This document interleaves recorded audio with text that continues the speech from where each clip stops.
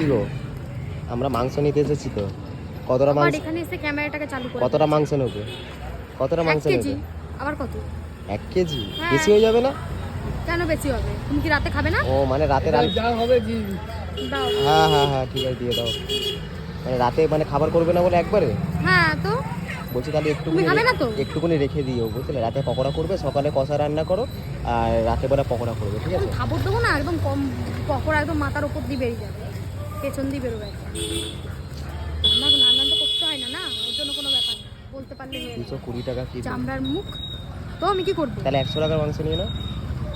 চুপ করবি কি না? এখানেই থাবড়া খাবি। 100 টাকা নিয়ে নাও, হয়ে যাবে, দুজনে তো খাবো। আর না, আমি তো জ্বালিয়ে পুড়িয়ে মারছে তো। চুপচাপ এক জায়গায় বসে থাকতে পারছে না। তুমি বাইক থেকে নামো তো। কাকা 100 টাকা তুমি দিয়ে বাইকে দিও। বসে বেশি রোল নিচ্ছ, বাইকে থেকে নামো। কাকা 100 টাকা দিয়ে দিও। ওই দেখো পেছনে আবার বিরিয়ানি, দেখো।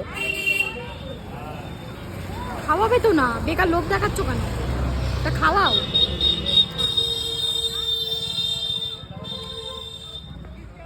আমি খেয়ে আসলাম একটু আগে বিরিয়ানি।